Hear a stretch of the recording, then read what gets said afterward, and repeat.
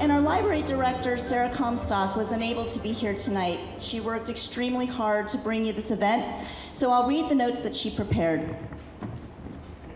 Thank you all so much for being here tonight, and welcome to our 6th and final event in the Month of Remembrance series, which seeks to honor, recognize, and educate about the impacts internment had on our community.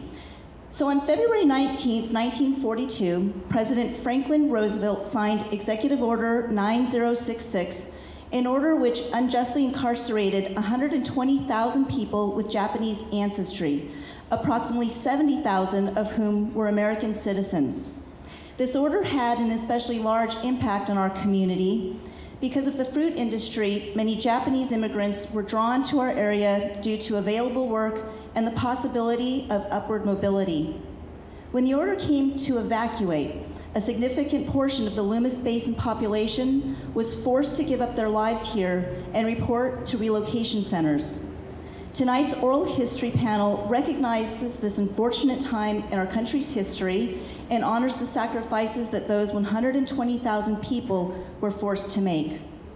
Before we begin, I'd like to acknowledge the many people who helped make this series possible, and in no particular order. The Friends at the Loomis Library for providing refreshments tonight. McLaughlin Studios for providing microphones and sound tech for tonight's program. Dos Equis and Frame Productions for providing videography expertise to ensure the stories told tonight will be recorded for future generations. The Loomis Basin Historical Society, and especially Barbara Leake for the enormous amount of work they've done for this program, including coordinating the display of community artifacts and heirlooms a few weeks ago.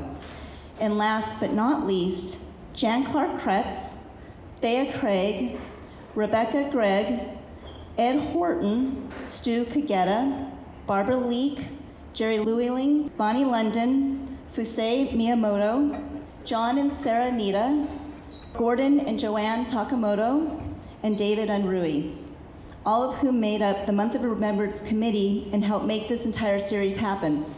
And I can't understate how much work Sarah Comstock, our library director, put in, and without her, this wouldn't have been possible. Now, without any further delay, I'd like to introduce our moderator, Cathy Crosthwaite.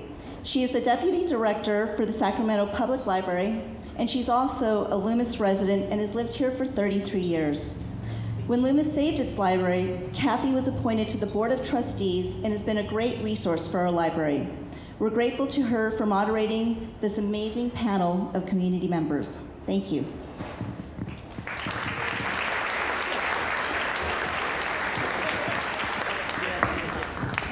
Thank you all and welcome. This is going to be a great conversation with 5 people from the community who have a lot to say. I'm going to start with a brief introduction and then I'll hand over the mic. On December 7th, 1941, the Japanese bombed Pearl Harbor. On February 19th, 1942, amidst increasing fears and escalating conflict in the Pacific, President Franklin D. Roosevelt signed into law Executive Order 9066. Thus began the rapid evacuation or exportation of all Japanese and Japanese Americans from California, Western Oregon, and Washington, and the southern portion of Arizona to hastily built camps in desolate areas. Many books have been written about World War II's Japanese internment. In 2005, a Kirkus review for the book Dear Miss Breed noted that the book looks back to a shameful but characteristic chapter in this country's history. Many survivors, prodded by their children and their children's children, started telling their stories so that future generations can learn from the past in hopes that no one will go through what these American residents and citizens had to endure.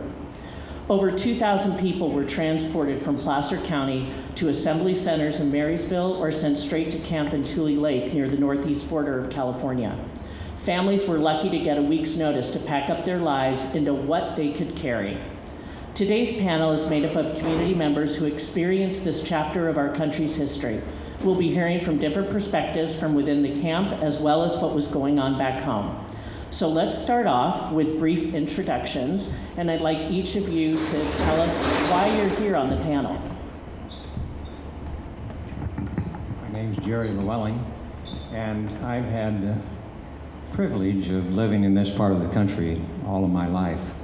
My folks were involved in the fruit industry, as you're going to learn more as I get into my talk. My dad was one of those that helped during the war, during the internment. And we've had Japanese Americans in our family, not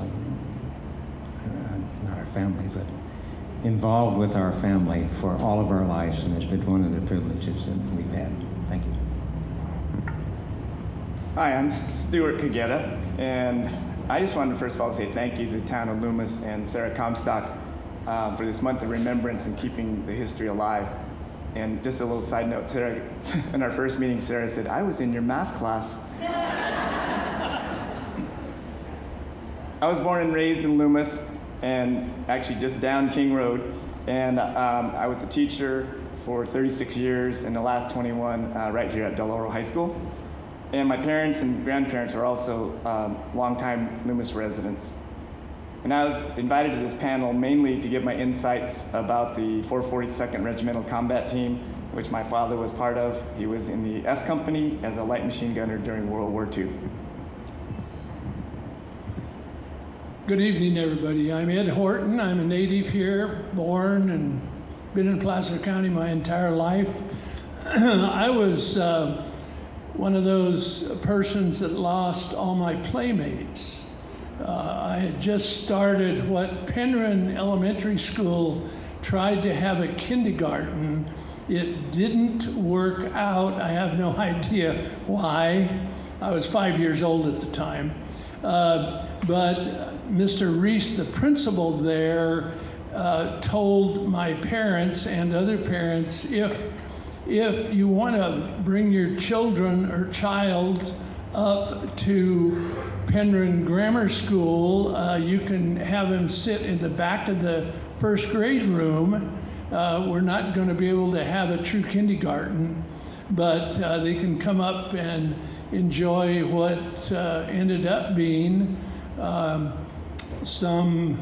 the start of some lifelong relationships.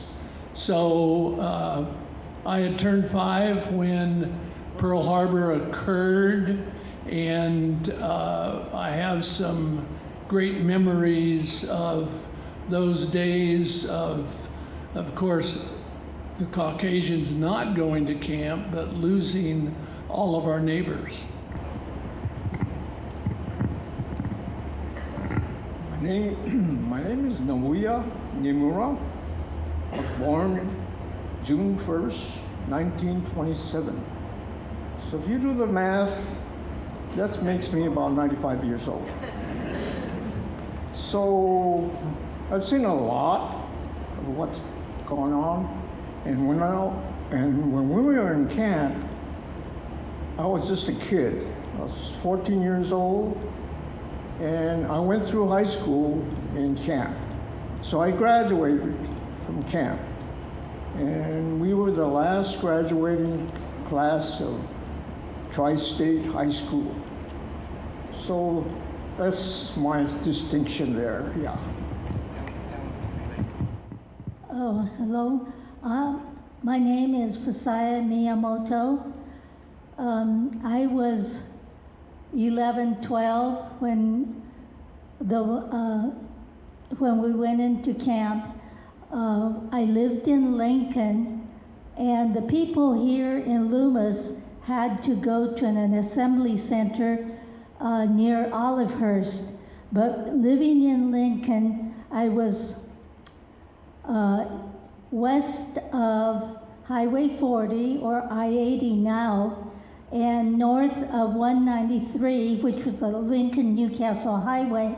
So instead of going to the assembly center, I went directly, my family and I went directly to Tule Lake.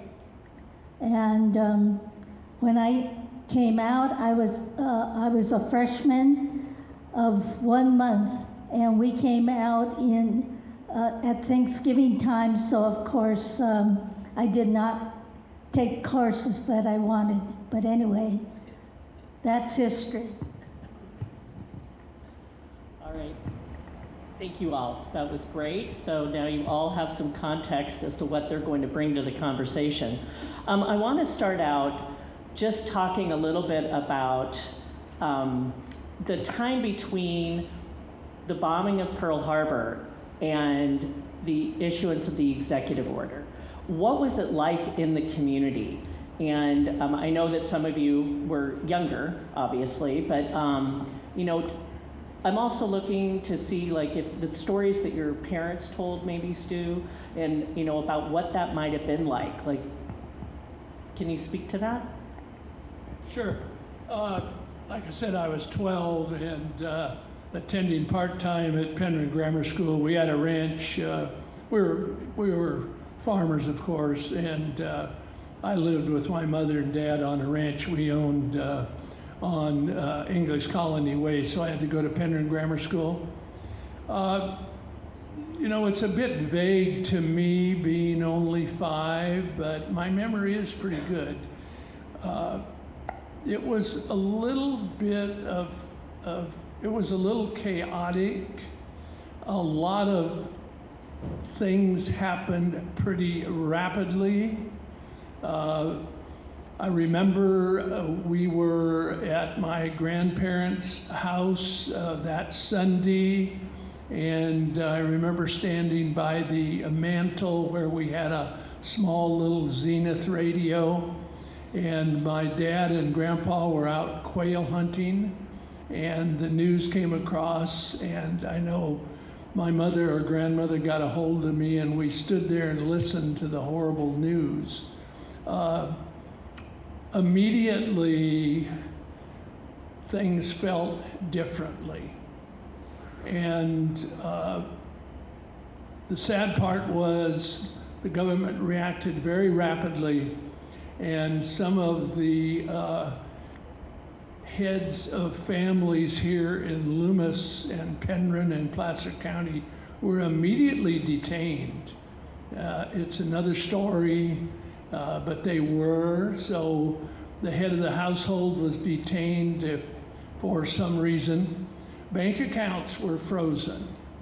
Japanese Americans that had money in the banks, the bank accounts were, it's my understanding, they were frozen within a few days. It didn't work out because suddenly the people that were growing the produce and the fruits and vegetables had no money to continue to pay labor, and therefore suddenly in Los Angeles there was quite a story, and I read it years later about there was no produce coming in, and so the federal government then released some money back to the Japanese Americans so they could keep producing. But one issue after another over the next couple of months, things got very serious and very different around here. No, can you tell? Oh, go ahead, Stu. My parents didn't talk about it a lot, but what few stories my dad did tell me, he had just purchased a pickup and he had to sell it for $25. So he was pretty sad about that. The other thing he told me that they actually stored all their belongings in the Methodist Church barn. And when they were in camp, they were told that it burnt down and all the belongings were gone. So that was just a couple of stories he told me. No, do you have some recollections about that time? We happened to be in the State Theater in Auburn that day. And we were watching a movie called Sergeant York with Gary Cooper. And then on the bottom of the screen, there's a printout came up. And it said the Japanese had attacked Pearl Harbor. And so we sat there and watched the movie, but there were some people behind us, and I guess they knew we were Japanese. And they said, it's just like those dirty Japs to do something like that. So yeah, I remember December 7th. Yeah, and then Auburn, hate to say this, but they had a lot of rednecks there, Auburn Grammar High School. And I just started as a freshman there. So when we went back to school, this was right before Christmas, there were guys that were lined up in the corridors. And when we went through the hallways, they would punch us. So, you know, that kind of some stuff you remember, yeah. But I think what happened was, I think the faculty decided that's not the way it should be, and it stopped. But, you know, I can't forget how bad we were treated after the war started. So, you know, you're, what, 14 years old? So, yeah, you don't forget those kind of things, yeah. Fusae, do you have something? I was in the 5th grade when, after the war started, but I did not notice anything different. I was not treated badly. I just went to school like as usual. And when it was time to leave for Tule Lake, my friends came to the railroad station to see us leave. So my experience is so different from the people who lived in Penryn, Loomis, and Newcastle. I think one of the reasons is because Lincoln was made up of minorities: Portuguese, Italian, Mexican, and other people. But my classmates were all different nationalities. And when I listened to what happened to my husband, who was a freshman living in Loomis, it was entirely different. Thank you for sharing that. One of the things when I was, getting ready for this program, one of the things that really hit me was the fact that most Japanese families had 1 week, maybe more, sometimes less. What does one pack in 1 week? I know for my family, I was the oldest, and in the 5th grade, I remember we were told that we could only take 1 suitcase apiece that we could carry. Of course, my being the oldest, and I was 11 years old, or 12 years old, right in there. My father, my mother, and my grandfather were the ones that had to carry bulk of the clothing that we took. So, and we were carrying small pieces of, boxes tied up with rope with our clothes in it. I really don't remember too much about that. Yeah, I know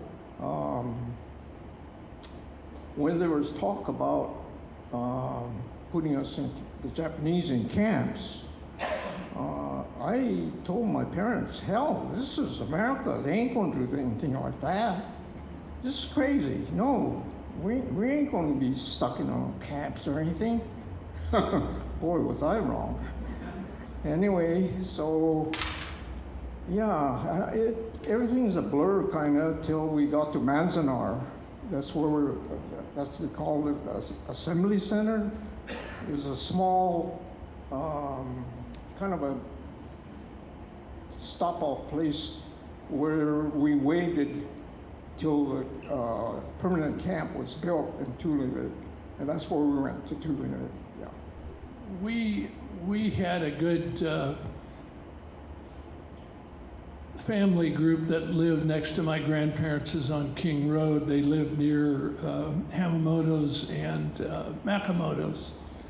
And that was the Mitsui family. They did not come back here. They went on to Jolly Green Giant and bought land and were quite successful, but I didn't know it, and it was probably best that I didn't know it, but my grandmother stored all their possessions in the attic, and they actually took the attic door out and replated it with regular wood siding, so you couldn't even tell there was a door there.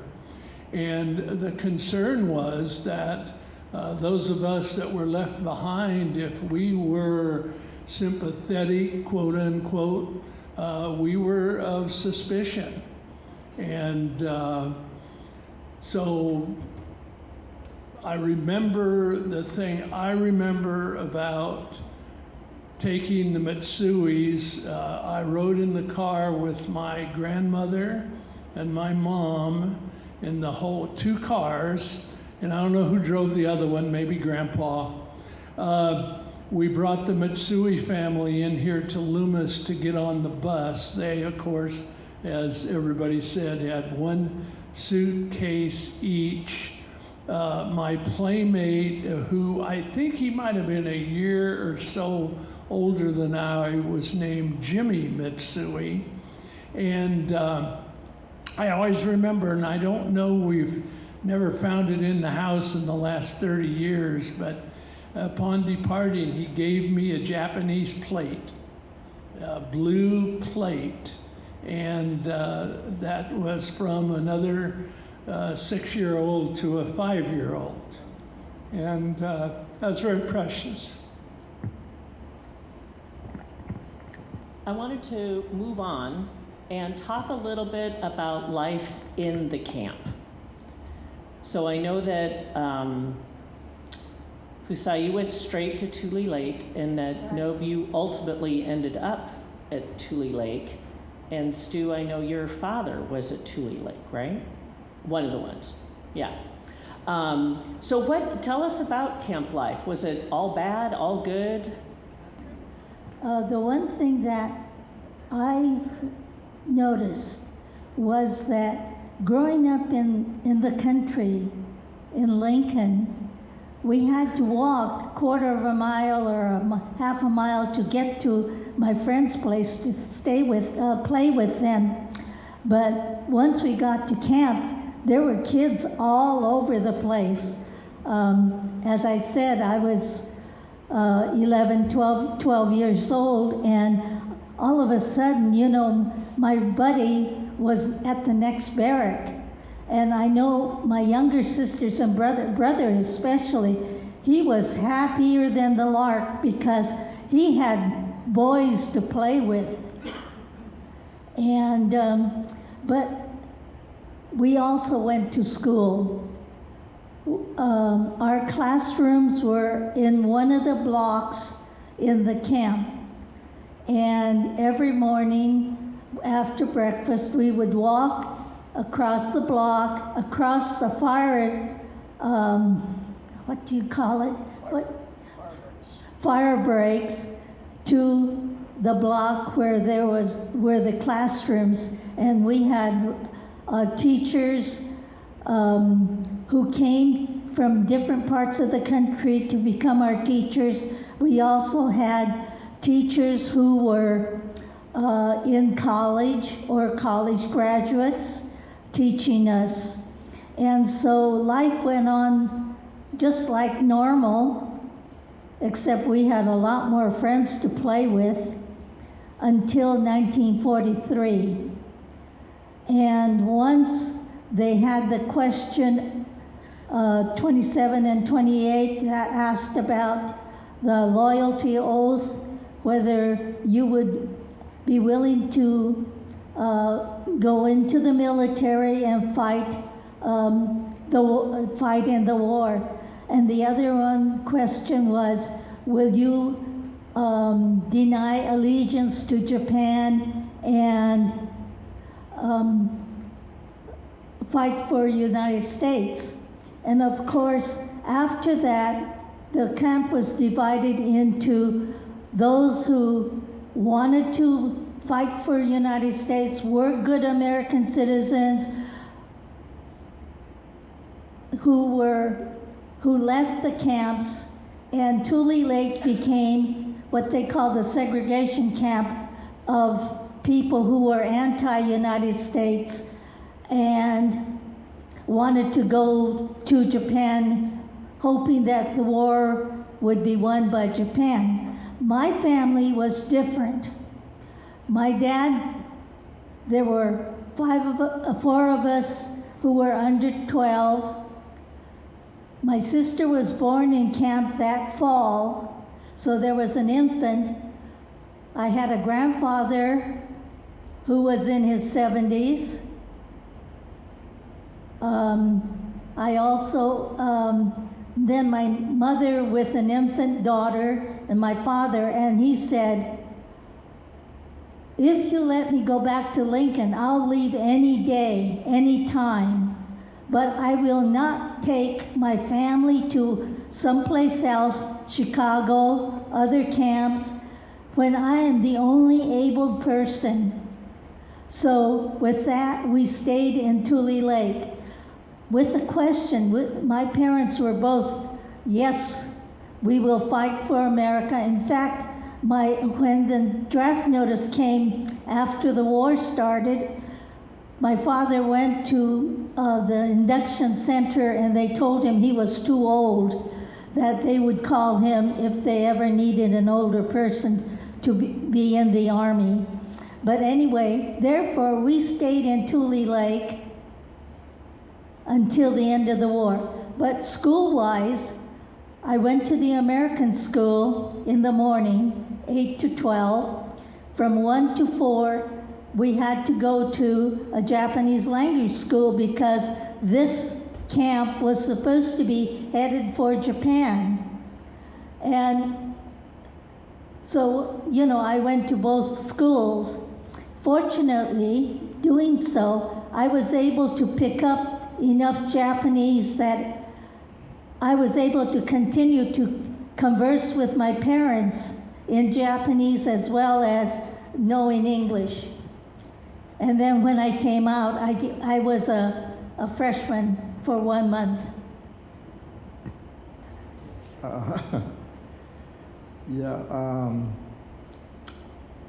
We were poor. We were right on the bottom rung of the social ladder. We were tenant farmers. We didn't own land or anything. So my dad was kind of a dreamer, and so he never was satisfied at the ranch we were on. So it seems like every year we moved. So in my first 8 years of grammar school, we moved 6 times. So when we spent 4 years in camp, that was the longest time that I had spent in one place for 4 years. And I was kind of happy about that. But that's how we were. We were poor. Yeah, I don't think we could get any poorer than us. But we managed. My dad was, he was able to scrape enough food every day for us. We never went hungry. I've spoken to kids in camp, and they said, they went to bed hungry, but we never did that. He always has something. We ate liver, we ate tongue, we ate everything under the sun. Pig's feet, all that stuff. he would get it from the butcher. I mean, in those days, they threw away liver. It wasn't good for you. But that's how we lived. So... What was the food like at the camp after the that? food in camp was not good, yeah. I mean, there are, you know, they had a lot of mutton in those days in camp. And so, to this day, there are people that I know that were in camp will not touch lamb. I mean, lamb is good, but mutton, yeah, you don't want to eat mutton. Well, what was camp like for you as a 14-year-old? I mean, what was camp like for you as a teenager? Well, you know, when you're 14, you're just worried about girls and, you know, stuff like that, sports. So, yeah, we had a good time in camp. I mean, that sounds crazy, but yeah. We were there for 4 years. So when you're stuck with people for 4 years, you get to know them, and you get to be good friends with people like that. So in my case, it helped me expand, because, you know, here I was moving every year or so and living a real unstable life. But once you live with these people for 4 years and go to the same school and same classes and all, you get real friendly with them, and you learn how to behave, how to interact with people. So that's what I think for myself. I think I grew, you know, emotionally. You know, I was really, well, hard to believe, but I was really a backward and shy kid and bashful, and I had pimples. So yeah, I was always conscious of being, you know, kind of not there. No, you were a teenager. That you just described yeah. a So I was, teenager. 14 to 18, yeah. You're more concerned about other stuff. So yeah, the camp life really didn't affect me. I think on the contrary, it made me expand. So I'm not blaming what happened to us to the government.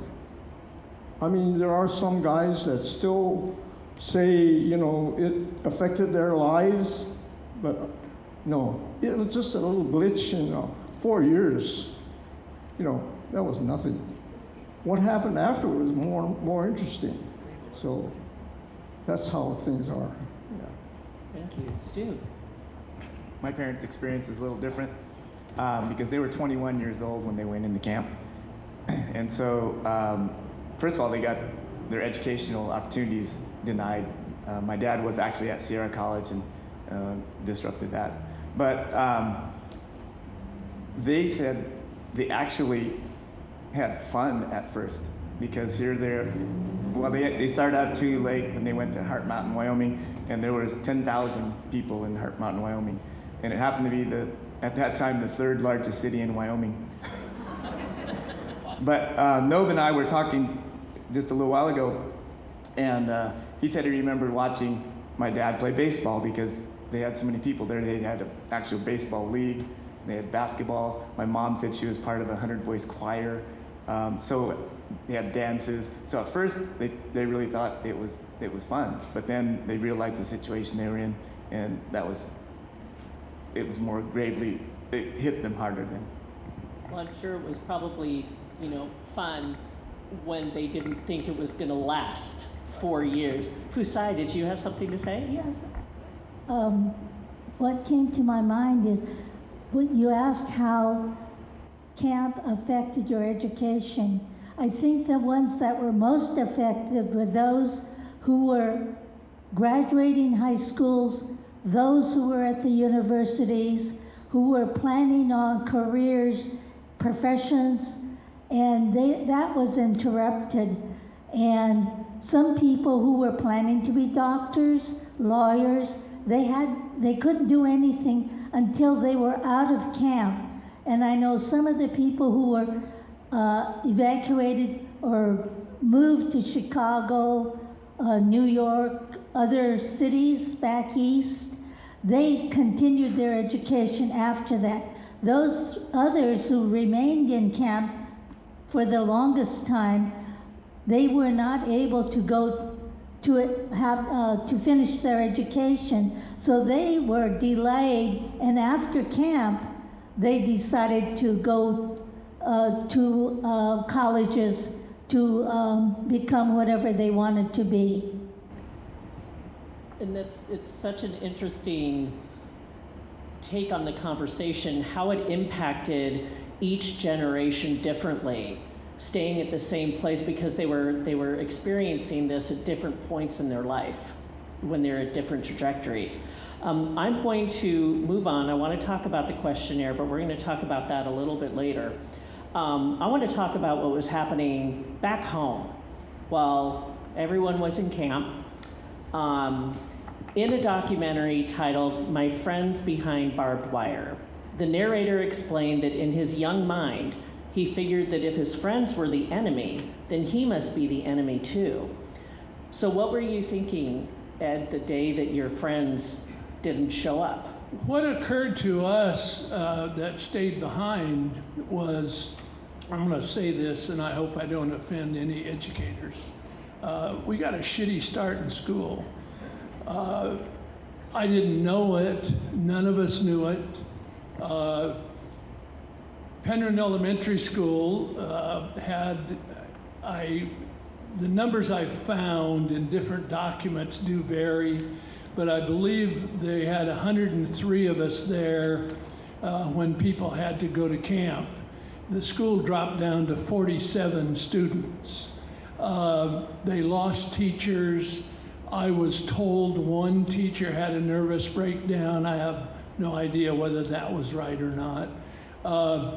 We were thrown into classrooms. I think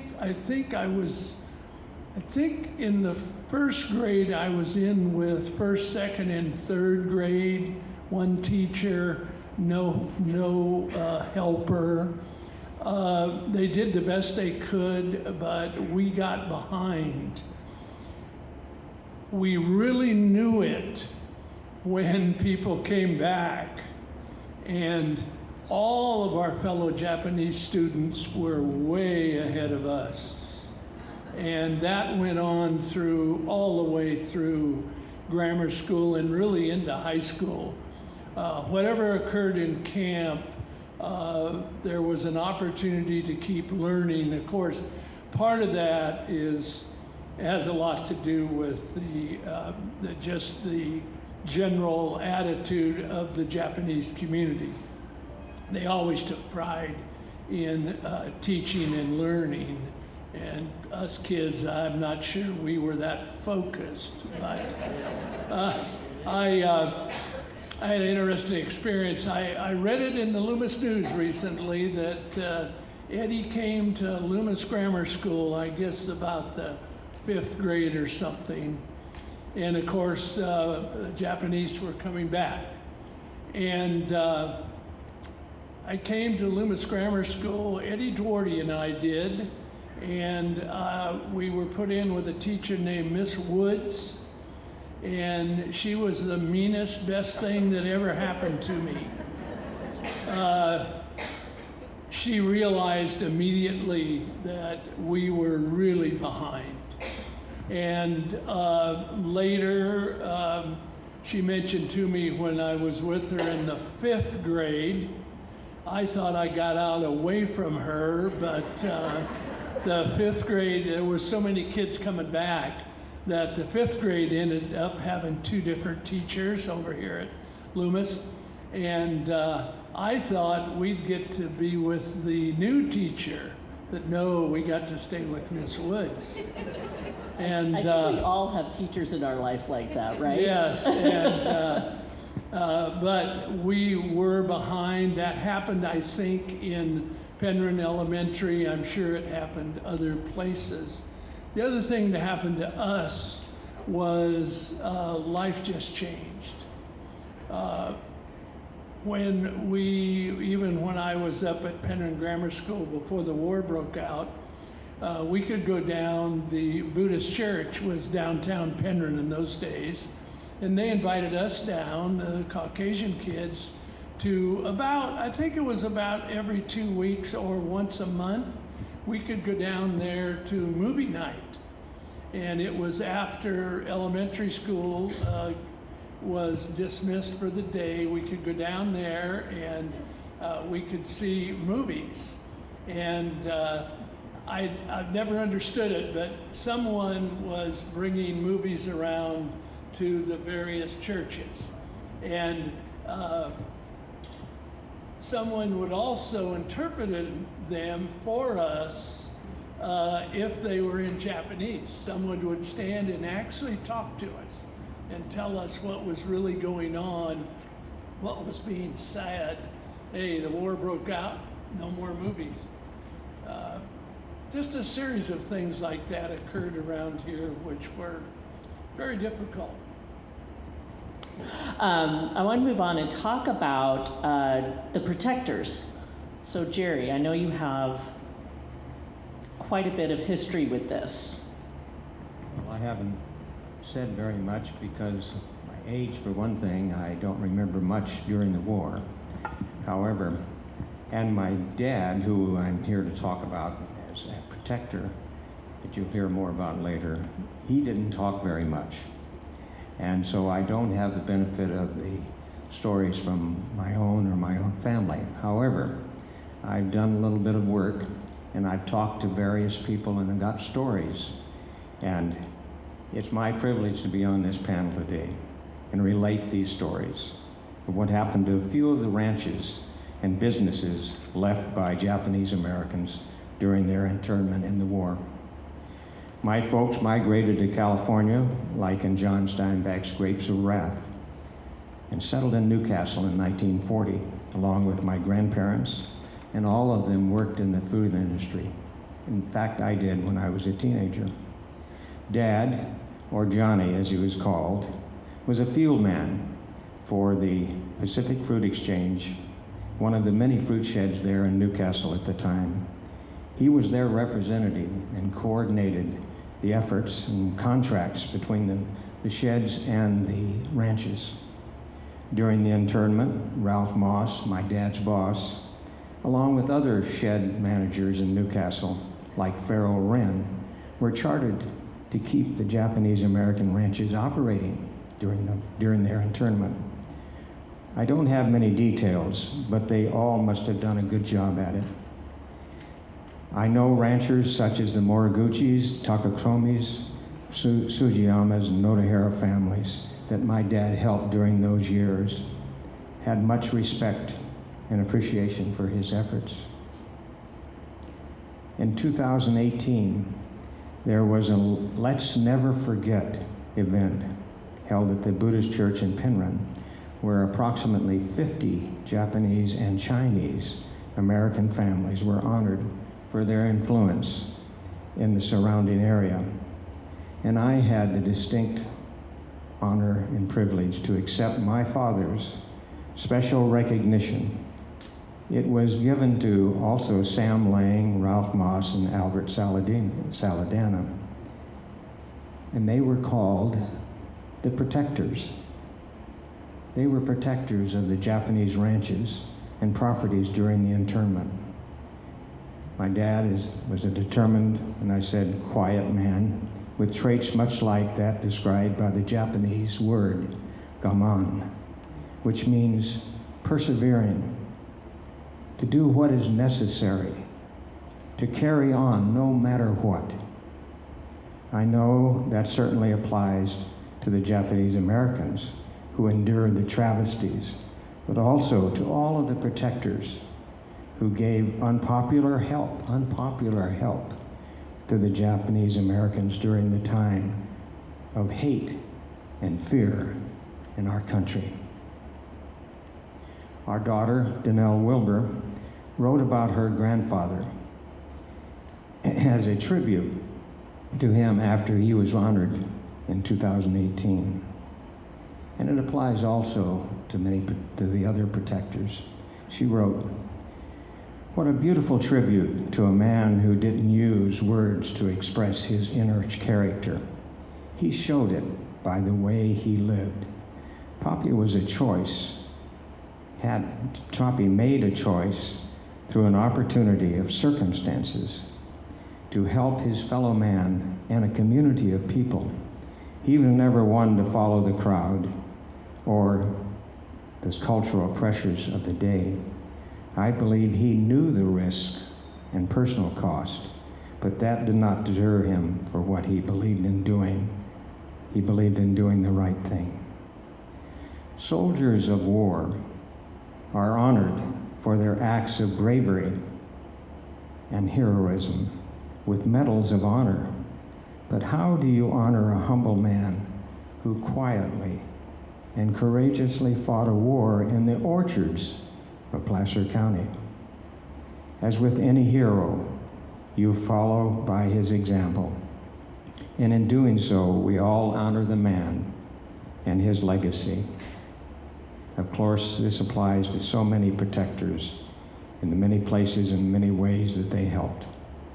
But we also recognize, as we've heard, there were many people that desecrated possessions and stole property and took terrible advantage of the Japanese Americans during this time.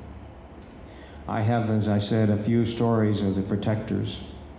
The first is about the Miyamotos on King Road. It was told to me by Janice Miyamoto Mugo, who is the youngest and now the only survivor of the 6 children of Sahai and Haseo Miyamoto. Her older brothers, James and George, many of you know them, attended Placer High before the war and were students in the ag classes and Future Farmers of America. They were taught by Frank Benito and Richard Richardson. The teachers used the Miyamoto's ranches before the war as a workshop for their students to see how the fruit ranches operated. Upon internment, Mr. Miyamoto asked the brothers to talk to those teachers about leasing the ranch. They did so with very good results, with the Bonito family living in the ranch home. When little Janice had to leave the camp, take her one suitcase, she couldn't take her treasured roller skates and hid them away, thinking they might be there when she came back in the closet of her parents.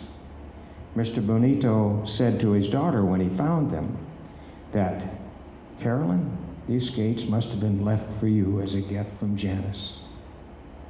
Well, many, many years later, those two met and they shared their truth in their stories. And they had tears, many tears about that. Also a story of the Nakai family on Highway 193 near Newcastle. After a hate crime in 1932, when Yoshichika Nakai was assassinated, leaving his widow, Tomeo, and 5 children. The eldest son, Howard, grew up in the role of man of the house, and he helped run the ranch until the war and evacuation. Howard's best friend, Dan Masibo, was an arc welder in the Bay Area, working on ships. Very good job at that time. Howard called him and asked him if he had ideas how someone could take over the ranch. He said he would come up and talk to them the next day. When he came, he told the family he would take over and stay until they came home.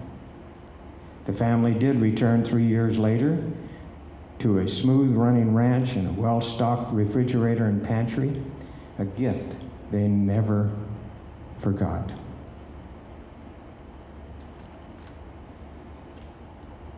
We are going to hear a little bit later something that the widow Tomeo wrote. Another protector was Gene Fowler. During the war, he was working with the Newcastle fruit growers. He was asked to take over Lila Hanamoto Sasaki's parents' orchard in Auburn. They knew him since they brought the fruit to the shed in Newcastle. Gene arranged for and hired workers to live in the ranch. He oversaw the operation successfully until the family returned home. Gene later, as most of you know, helped build the Fowler Nursery in Lincoln, a highly respected business. Lastly, Ken Iwasaki tells me of his family's grocery business, a mercantile store in Roseville, near the rail yards. His family, with 6 children, lived over the store with only 3 bedrooms. Carol Iwasaki said they slept head to foot, to head to foot. When the notice came for Ken's father and mother family to leave, they talked to a friend named Philip Herrera, and they agreed that the Herreras would keep the store open and live in the upstairs. Mr. Herrera learned the business very well, obviously, because at the end of the war, when they came home, the store was in good order and what have you. But he liked it so much that he went out and got his own store just up the road. They still remained very good friends. There are so many, many stories of the protectors, with many of them lost with the passage of time. It reminds me that this event today is wonderful. I'm listening to the stories because I don't have much of the stories myself, but these are the type things that people need to hear so that it doesn't happen again. My wife Barb and I have had the great gift of growing up in this area with so many Japanese Americans. We had them as friends during school and later as being members for 47 years at the First United Methodist Church here in Loomis. This church was founded in 1903 by Japanese immigrants, and it's just a wonderful place. We have learned firsthand about the Japanese Americans' character, their grace, their gaman, and we have received many, many beautiful friendships. Thank you, Jerry. That was really beautiful. Fusae. As Jerry said, named some of the protectors who saved the ranches of Japanese Americans. Mr. Moss, a Pacific fruit grower, was one of our protectors.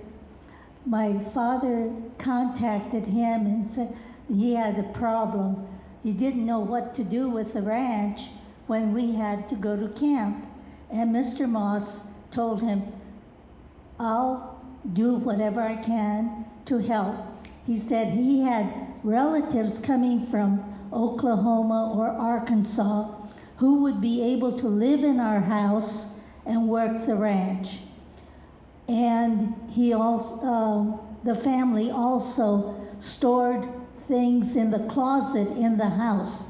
When we came back, we didn't find, things were gone. But anyway, as far as the ranch was concerned, Mr. Moss sent Dad a statement at the end of every season telling him how many boxes of fruit were picked and all of that, and how much money was earned. In the end, we found that we did not make any money, but Mr. Moss had paid the property tax for the and therefore we did not lose the ranch at all. We had something to come back to we were one of the lucky ones. When we came back from Tule Lake, we ended up in Penryn at Goto's grocery store. The Gotos had the upstairs as a rental for workers and other people. And we stayed up there while my parents went to Lincoln to take care of the orchard and make sure that the house was ready for us to move back. In the meantime, I went to Placer High School as a freshman. But we are very grateful for Mr. Moss for what he did for our family during the war.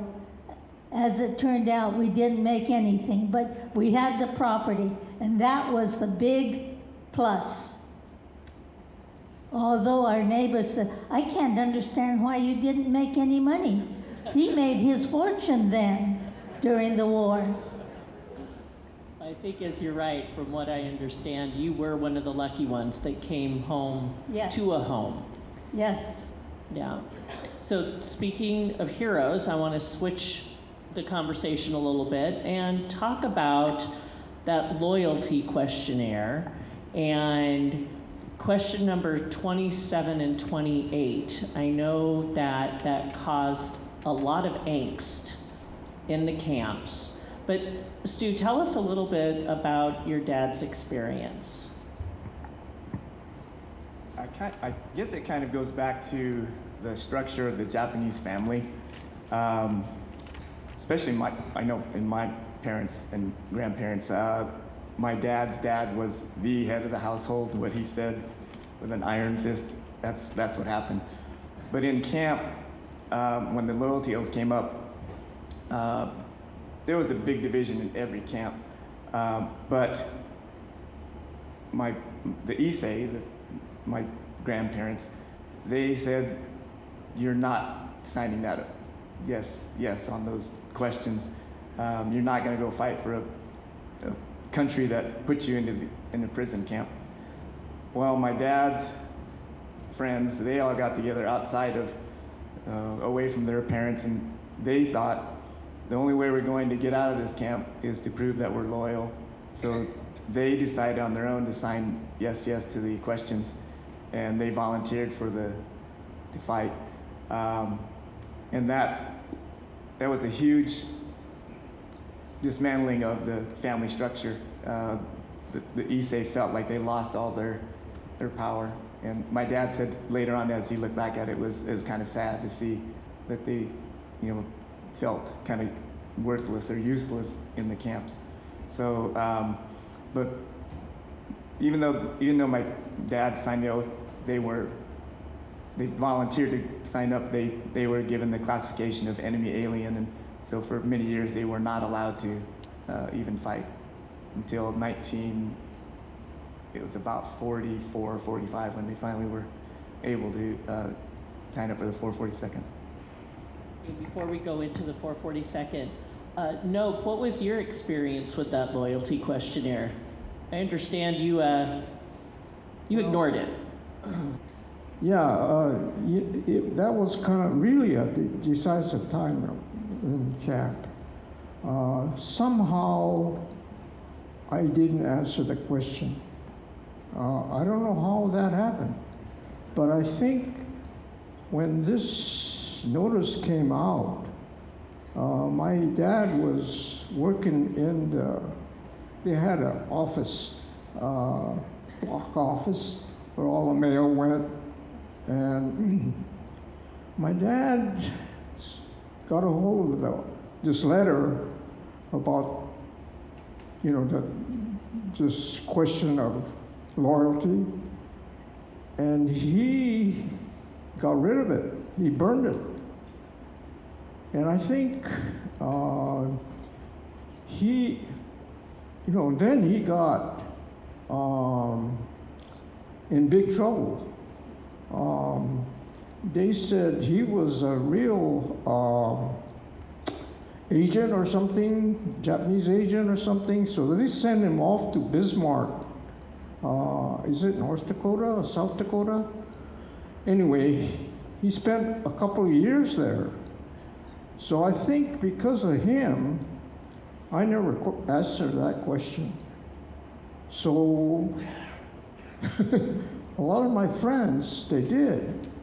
And then they said no, they were going to be disloyal. They weren't going to join the army or anything like that. And then they, on top of all that, they renounced their citizenship. Now, then afterwards, when the war ended and they decided not to go to Japan and they wanted to, live in the United States, and here they were, non-citizens.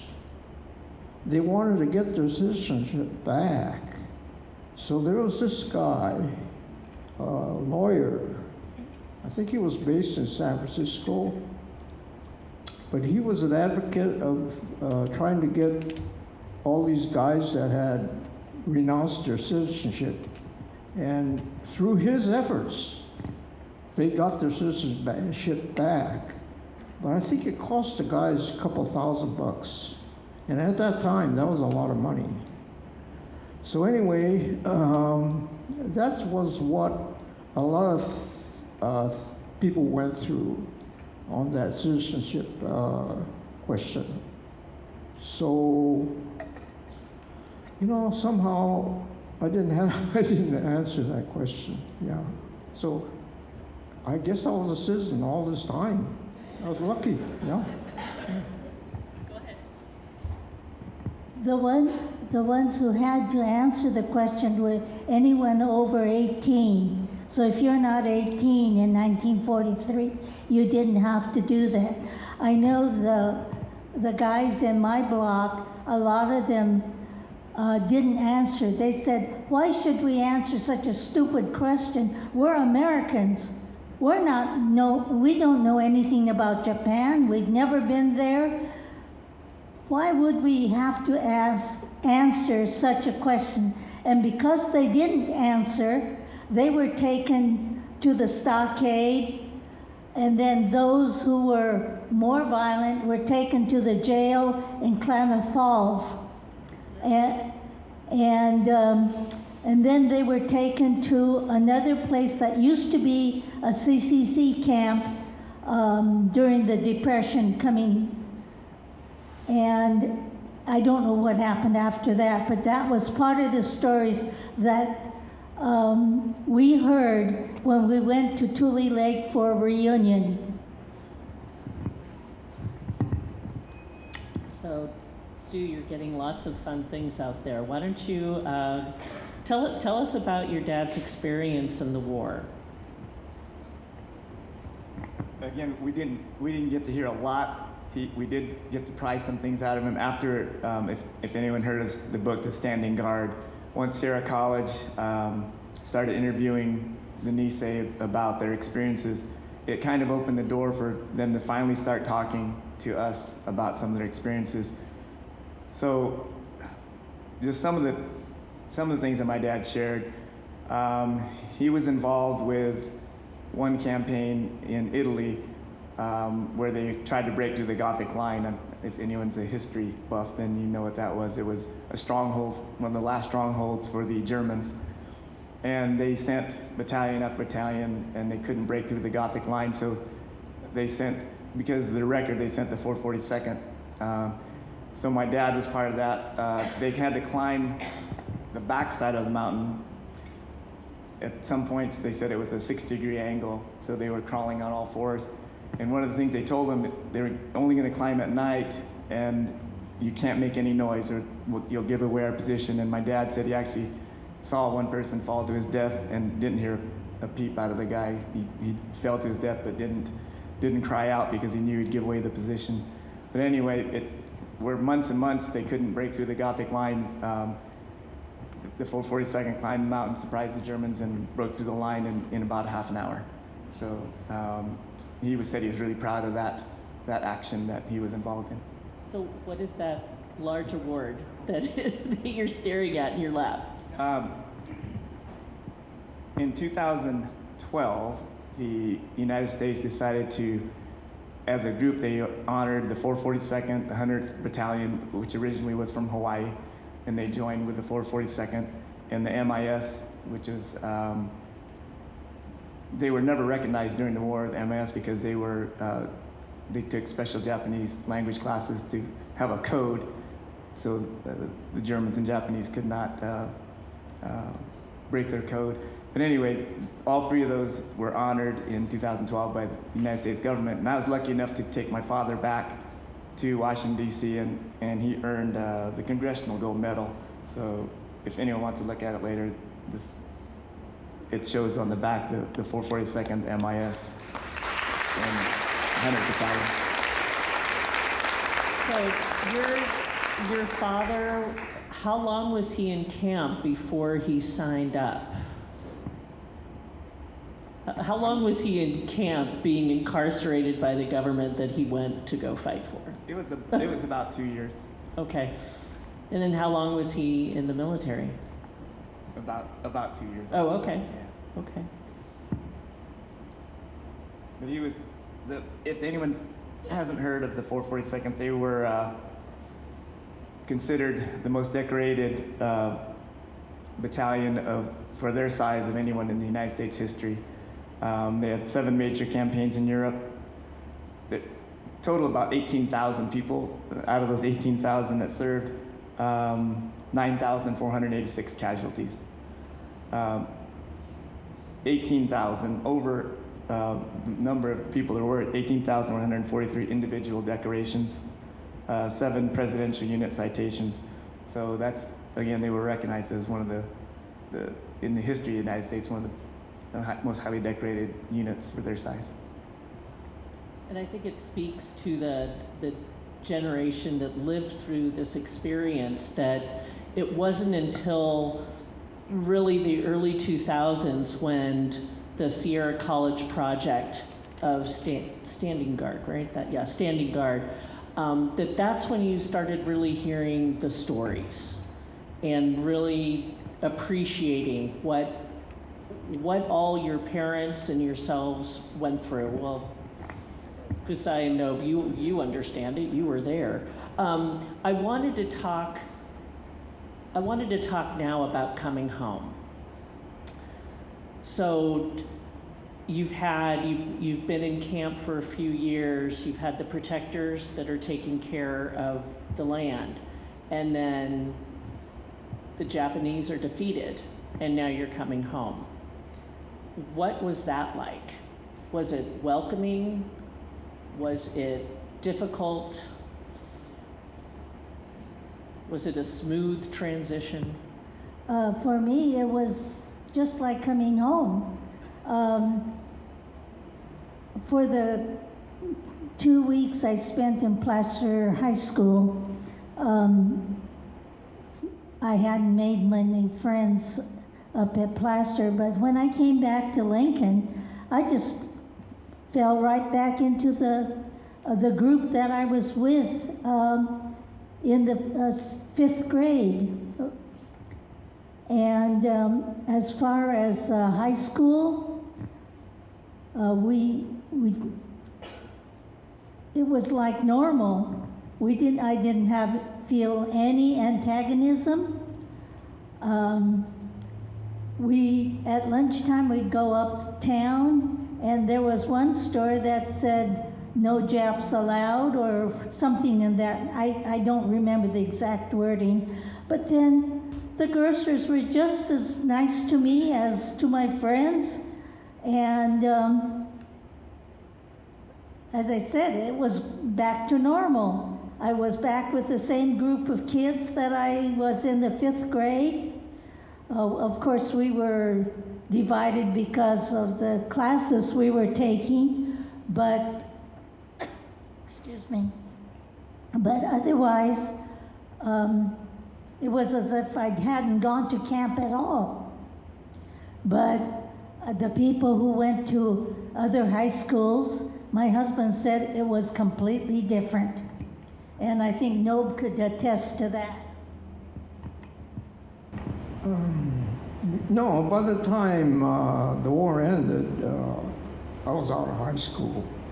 Oh, that's right. Yeah, so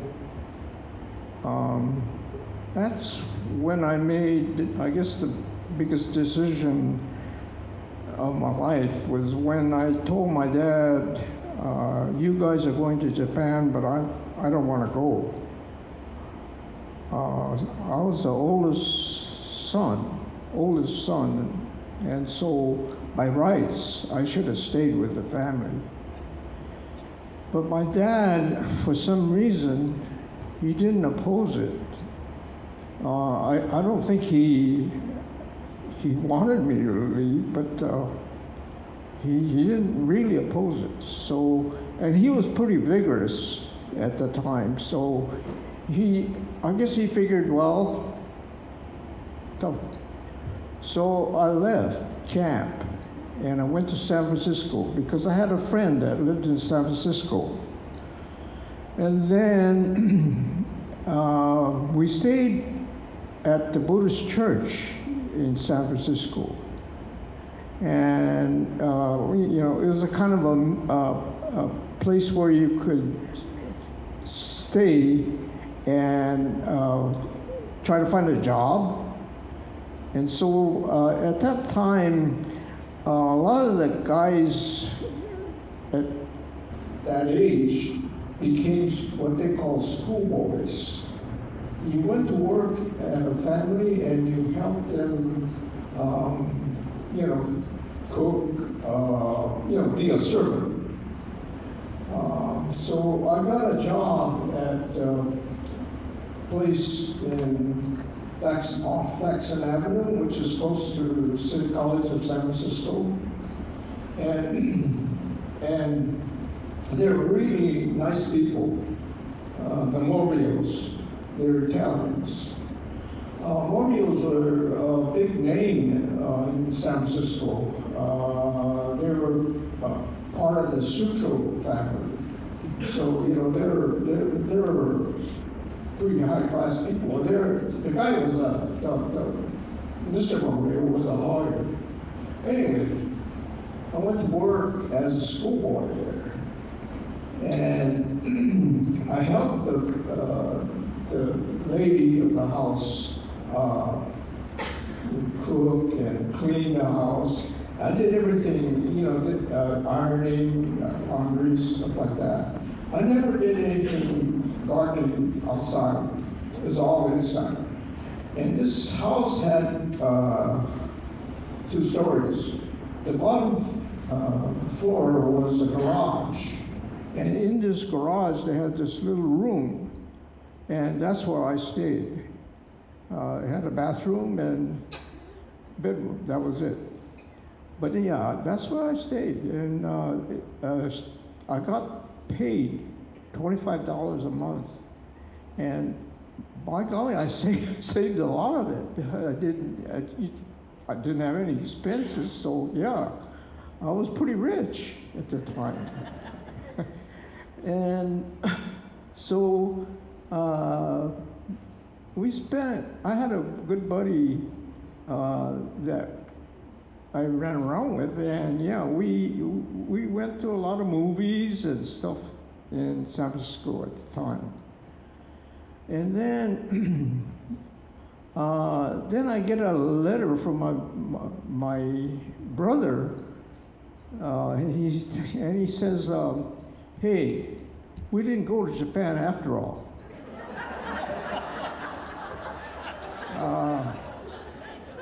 We're here in Penryn. And, Penryn had this Japanese hall next to the church. It was, it was a big wooden structure, and they had movies and stuff there. Anyway, that was a kind of a jumping off place for the people that came back to Placer County after the war, and then you tried to find a, ranch to go to, and that's what. So anyway, he said, hey, we're back, come home. So I had to drop what I was doing. I was going to San Francisco City College at the time. And yeah, I dropped everything and I caught a Greyhound bus and I came back to Penryn. And we started a cycle all over again, you know. Go to one place after another. And then finally we decided, we ended up in Long Valley, and we stayed there for quite a while. Actually, that's the first place I can remember that we made money, you know. I think we made like $1,400. I mean, you know, for the whole year. That was our profit for the year. I think he came home with the cash, I remember, $1,400, and he threw it on the table, and we looked at it. And that's the first time we opened a bank account, because we couldn't keep the money in the house, you know. So, yeah. And then we bought a car. You know, it was a used car. But yeah, so yeah, we were living pretty high off the hog then. But that's how we lived. So, you know, it's totally different now. When I don't ever say anything to my kids about what we did. Even if I did, they wouldn't even believe me anyway. That's So, an old story. yeah, so it's kind of, this is kind of the first time I've ever, you know, shared this story with these people, with people. Yeah, other people, like, you know, but yeah, when you live to be 95 years old, you've seen a lot of crap. No, I'm so glad. No, I am so glad that you chose this venue to share it. So, Stu, go ahead, Fusae. You know, my husband was attending Placer College, which is Sierra College now, but it was part of the Placer High School. It's across the street. And he was, as far as school went, he had a lot of fun. He played basketball and, you know, and all. But the climate in Auburn, where Placer College was, he said, was very different from my experience in Lincoln. There was a lot of prejudice, a lot of stores that wouldn't help. And even after Tom and I were married in 1955, he would not go to Auburn to shop. He'd rather go to Roseville because he said the merchants were friendlier. I have something to add to that as far as Auburn. A good friend of ours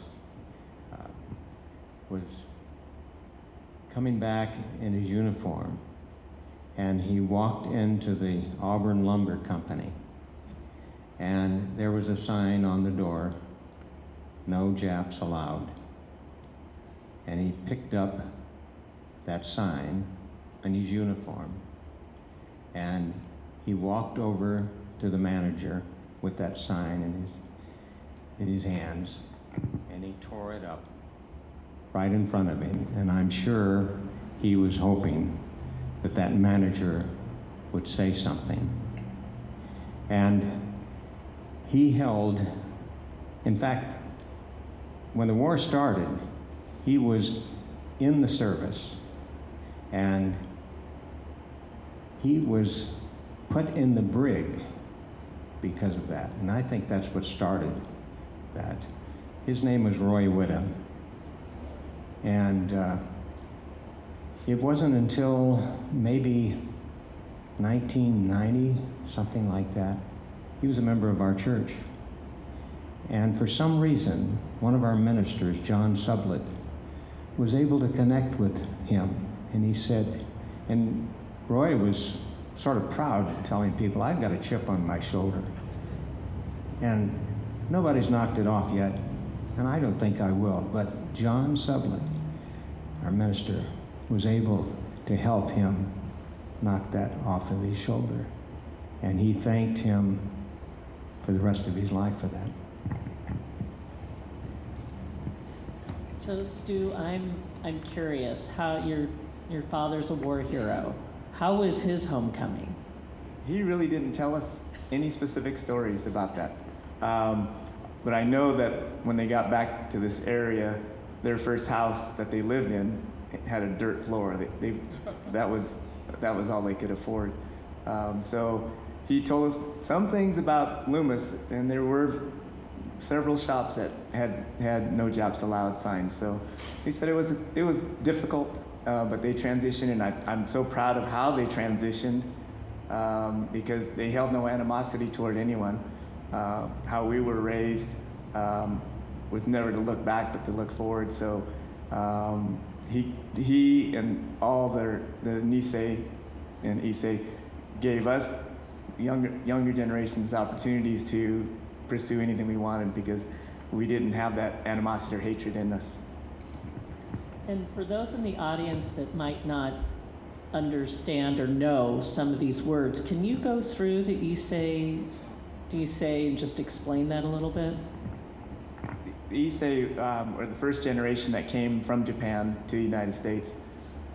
A lot of them in the late 1800s and early 1900s. And then the Nisei were the first born in the United States, and they were citizens. So then the Sansei, in my generation, most of us are the baby boomers. So we're, in that from the 60s to the 50s. Thank you. It's, I was here when the signs went up, and I'm certainly not going to mention where they were. I think most people here that were involved knows the families that had those signs, but it was pretty severe. And there were a lot of signs in Loomis. I don't remember any signs in Penryn. Penryn was uniquely different in that it was really the center of the Japanese grocery stores. And then when everyone had to leave, Pop Long opened his store where the Masonic Hall is. And that was, of course, the start of the Bel Air chain. But something that happened here in Loomis was the hatred got worse. I'm really concerned that our good government had a bit to do with it. There was a lot of propaganda that was fed to us, and we didn't even know that we were being fed propaganda, but we were. As I look back on it, I'm 10 years younger than this guy, but I too have learned a bit. And a lot of propaganda was passed out. A lot of families took it for what it was, didn't pay much attention to it. Other families, I think it kind of turned them a bit against the Japanese community that was truly their friends. We all grew up together, so it was not good. Roseville was the kindest in my mind, and Lincoln to the Japanese returning. Loomis and Penryn. Loomis was a little worse than Penryn. Penryn and Newcastle, I think, was probably maybe the most friendly. Auburn being one of the toughest, but nothing against good people from Auburn. I've got relatives up there. They didn't even like us that grew up here in the valley, they called us. My grandmother went to what became Placer High School. My mother went to Placer High. There was a song about the valley people that was a derogatory song that was sung in the 20s. And so Auburn was always difficult, not just for the Japanese, for a whole bunch of us. Some of us learned real quick, and then I'll be quiet. Some of us learned real quickly the way you became part of the Auburn community was to get involved with your high school Auburn girls. If they accepted you, you were in. Of course, you were hated by a lot of the Auburn guys, but it was well worth it. Well, we talk about the Miyamotos, which Frank Benito and Mr. Richardson ran their ranches. That's how I met Carolyn Benito. We were exactly the same age. And I met her when we were either 4 or 5. I think we were 5. And then ended up back together at Placer High, and Frank was my advisor at Placer. So if you hooked up with the girls and they thought you were okay up there, you survived Auburn. Otherwise, it was not good even for Caucasian kids. No, that was great. That's good. So I want to wrap this up. We have a couple things.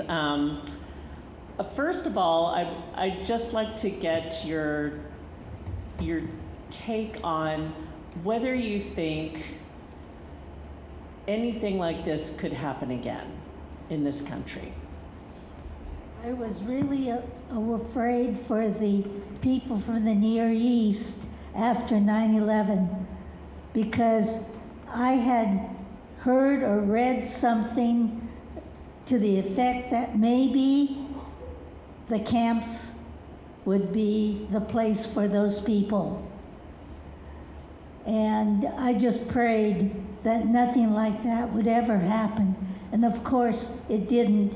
But those members of the families were attacked by others, Caucasians.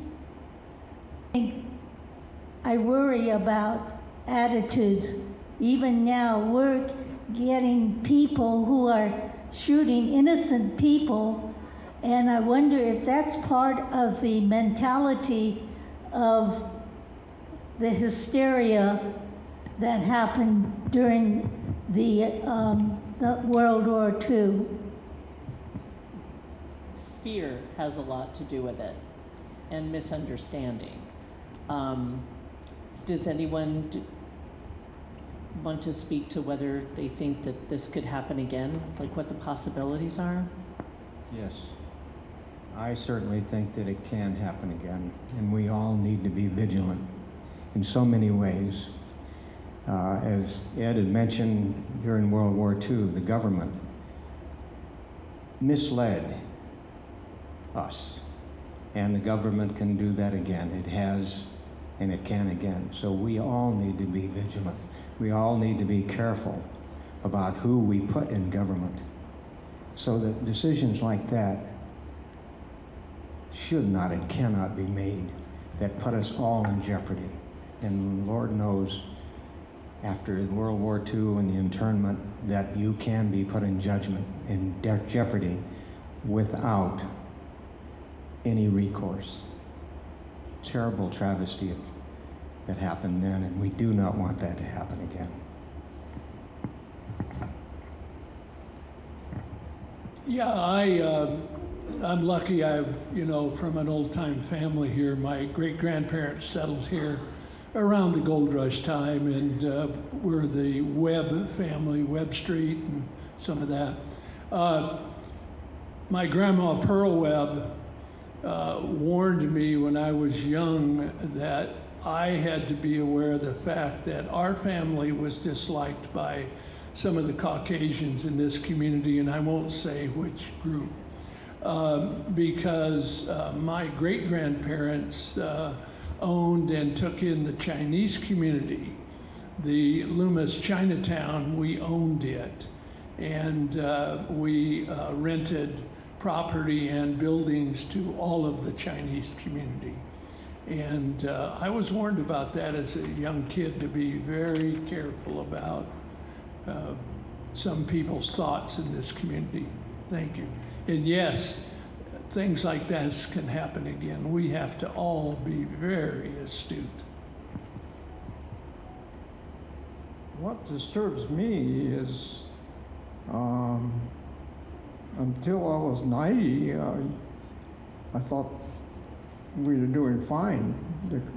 The country was not divided. But since 90, since my 90th birthday, I guess that's when I should have died, because 5 years later, look at what happened. The country's all divided. So it's scary. I know that the Japanese will never be put back in camps, but, well, my son would say, hell, I ain't going. Yeah, but yeah, it really does scare me what's happening to this country. So, with that happy note, we have to keep on living, yeah. Keep trucking, yeah. Yeah, I definitely think that could happen again, just because people haven't experienced or walked in other people's shoes or felt what it's like. Just an example, I was golfing at a country club, and it was just brought up. I looked around, I was the only person of color there, and they said, I don't get this Black Lives Matter stuff. And I wanted to say to them, of course you don't. Look at your skin color, look at the money you have. You don't get it because you can't get it. So I hope people are wise enough and educate themselves to look at things through other people's eyes and through their lens. So it can happen because some people just choose to stay in their own lane and not look around at other people's situations.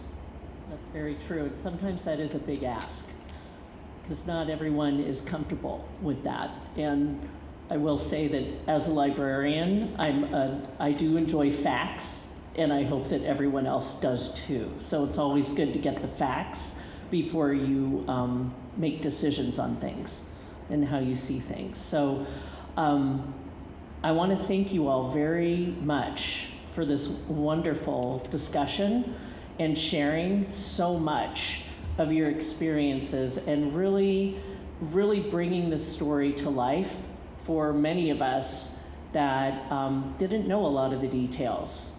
And it's really interesting to hear those personal experiences, so thank you. And thank you. And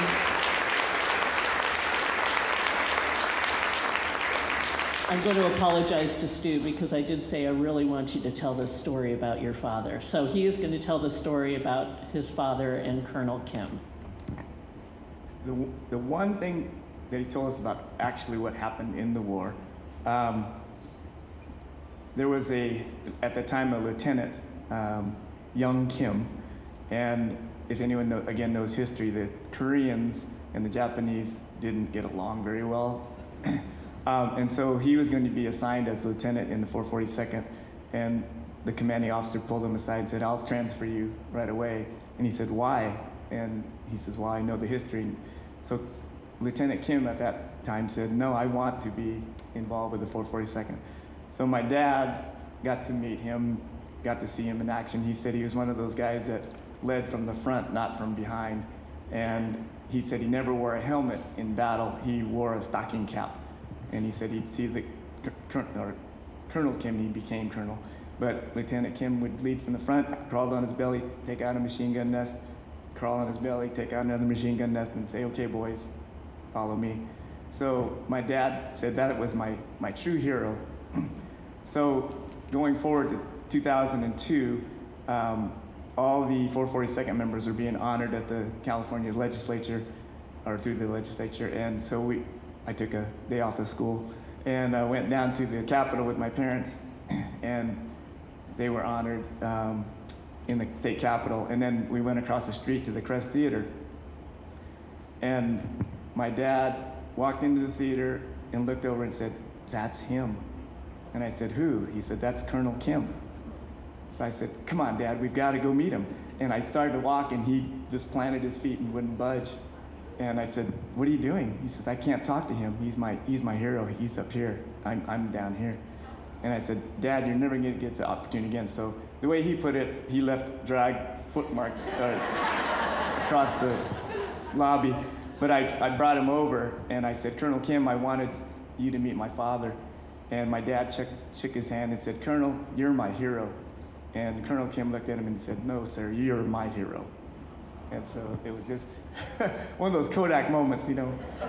So I got a picture. I took a picture of them. And Damn it, Stu, that got me the first time and the second time. Thank you. That's such a good story. We want to open it up to questions right now. Oh, I'm sorry. Gosh, I totally lost my mind. That's okay. Yes, Jerry, thank you. I have another thing that I wanted to share, and it came from Carol Nakai Iwasaki. She loaned me a wonderful book written by her grandmother, Tameo, that I mentioned earlier, The Widow. It's a tremendous book about her recollections of her life. Near the end of the book, her grace and thanks were beautifully expressed when she said, I have been truly blessed, and I thank God for these gifts. My gratitude extends to this nation, which gave me the right to citizenship. I have suffered with her for her transgressions, but she has brought me she has brought me untold treasures beyond that which is represented by gold. She has granted me refuge in this parcel of land we call our own. She has provided my children with opportunities of education and positions in society equal to all men. It's hard to imagine this beautiful expression of thankfulness even after the terrible times that she'd experienced in her life. Amazing. Thank you.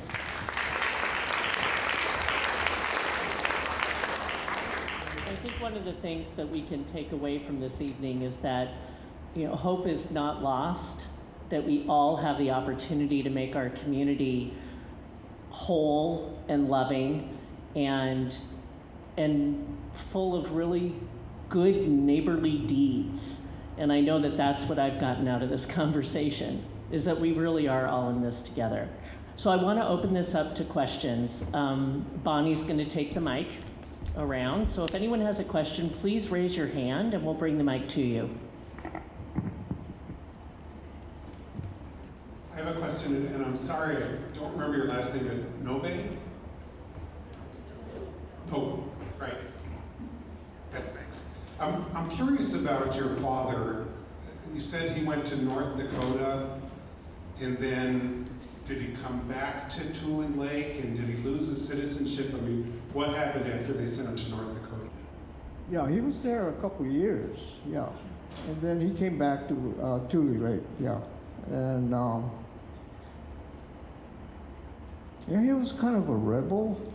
He was, he kind of really embarrassed me because he wanted people to be not so wasteful. And he would get up at the mess hall with everybody sitting there eating their dinner, and he would rant and rave about people wasting water or hoarding the coal. You know, it was they had to heat their rooms with coal. They had a big old stove, coal stove. So yeah, he'd get up there and I would be so embarrassed, but that's the way he was. He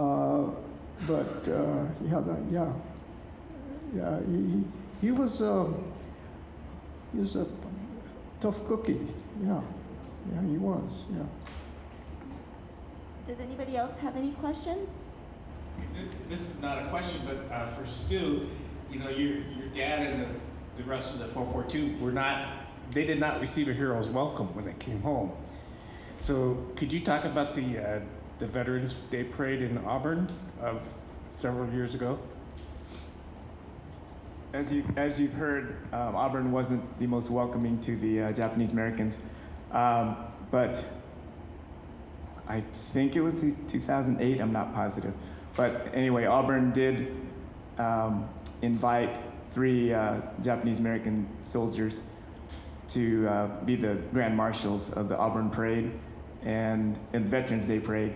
And my dad, that really hit home with him, and he really was grateful that he was finally being recognized as a war hero. So I think it was Al Nita and I think Shigeru Cody and my dad, Frank Kageta. So yeah, that was really special to him. Thank you. I think there was a hand up here. It's right here, Bob. I was just wondering if Fusae, if you would share your scary moment when you were in camp. You hid under the bed, under the sheets because of the... I guess it was 1943 when, I guess it was after the questionnaire, and at that time there were quite a few young men who either wouldn't sign or sign no. And at one time, the soldiers came, they came in tanks, they came in trucks, they circled our block.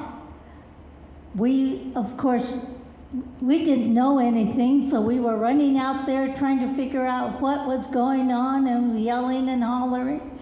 And then the soldiers started tossing tear gas at us.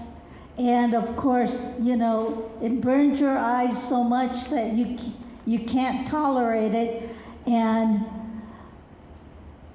we, the children, we all ran home to our barrack rooms and hid under the, oh gosh, my senior moments are often the cots. And with the army blankets on, we crawled out, at least my friends and I did, you know, to get away from the tear gas, and of course, get away from the soldiers too. But the soldiers rounded up all the young men in our block, and they took them away. And that was one of the scariest times that I experienced in camp. 42. Yes, we were the bad block. Any other questions?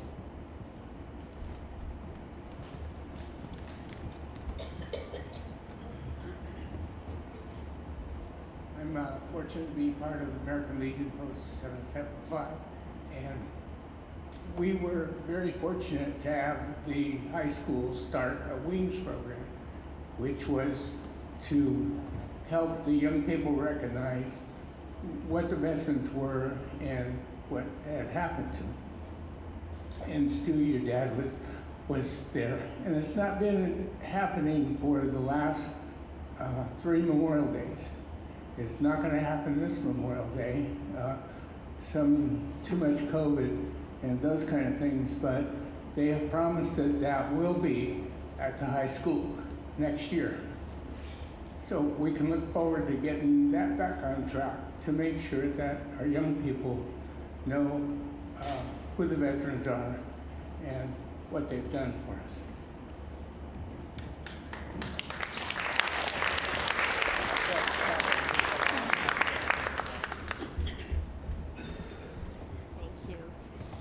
Fusae, you mentioned that most of your friends were at the school when you came back, but I think that a lot of people didn't get to come back home, and I just kind of wanted to get a sense of what the panel would say about how many people didn't come back from the camps. Lincoln didn't have the number of Japanese families living there. It wasn't like Loomis or Penryn or Newcastle. the people who went to Placer High Schools, you know, when there are a lot of Japanese young people, they tend to gather. I was the only Japanese in my class. I think there were 2 or 3 families that went to Lincoln High School when I was there. And that makes a lot of difference. When you get a group of, I know my friends, some of them, they were like cliques, a group of Japanese American girls getting together and also not liking each other, and you know, it's just like a regular school of all people. But you know, being the only Japanese in my grade level, and there were probably 4 families that had children going to Lincoln schools at one time. So I think the atmosphere was entirely different. So there weren't any Japanese group. And I think that's why I feel more integrated in my high school than other people did in some of the other high schools. When the war was over and the camps were closing, they gave everyone a one-way ticket to wherever they wanted to go in the United States. So my mom was pretty adventurous. She took that one-way ticket and she went to Chicago and then New York, just all by herself. So.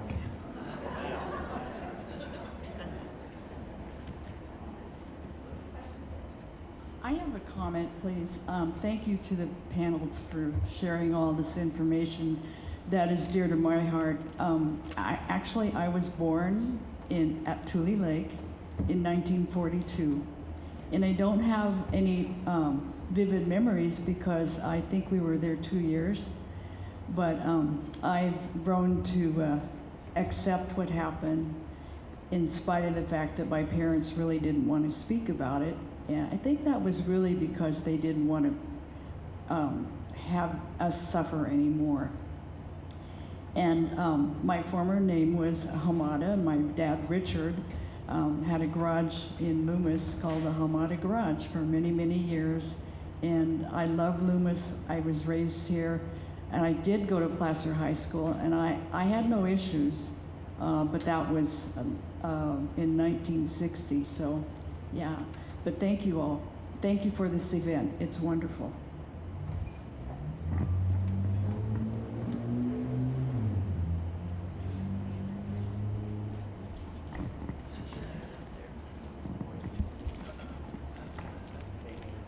All right.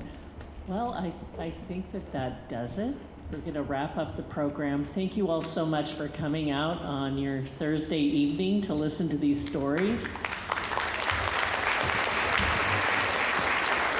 I want to again thank the panelists. Thank you so much for sharing so much of yourselves today.